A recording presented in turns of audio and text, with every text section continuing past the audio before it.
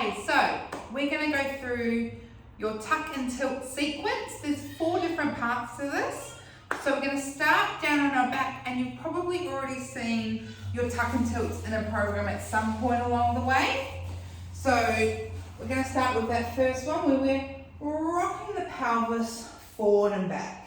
So by now, hopefully, we've really got this movement isolated. We're really thinking about using that beautiful pelvic floor, those deep core muscles.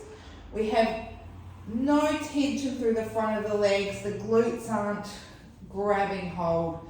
It's a really nice movement through that pelvis. And what you'll probably see is I've also got a bit of movement happening up through the shoulders, up through the neck. And that's okay. Don't try and restrict it to just in the belly. Whatever else moves is fine. I'm just going to move through, and you're going to do a few of those. See what it says in your program, and it'll normally say how many breaths or how many seconds to do each movement in. Once we've finished that one, we're going to go into our side to side.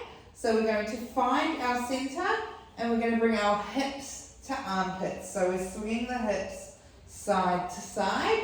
Once again, this is a deep internal activation movement. It's about facilitating that beautiful movement through the base of the spine and through the body. It's not about pushing the feet into the floor or grabbing hold of those glutes. We want it to be something that's coming from really those deep muscles. So I'm just going to come up to here so you can see this is what it will look like. You're taking the hip up and down. So you're sort of scooping side to side. The next one we're going to do is we're going to go hip down and up. So you're going to be pushing the hip into the mat, lifting up, other hip into the mat. So I'm going to sort of do it facing this way. So hopefully you can see I'm going to push one side down, my other hip lifts, and then I'm going to push the other side down, the other hip lifts. You can pop your hands on the front of your pelvis to feel this one. And I want you to think of the other hip is lifting because the bottom hip is being pushed into the ground.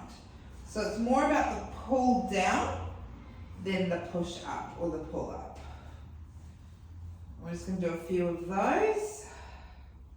And I'm feeling better already.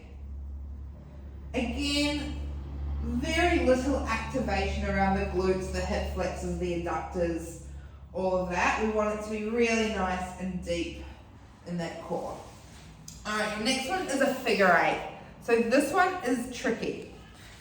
So what you're going to do is you're going to think of your pelvis going down, around and up, down, around and up. So it's going to be doing that on the mat.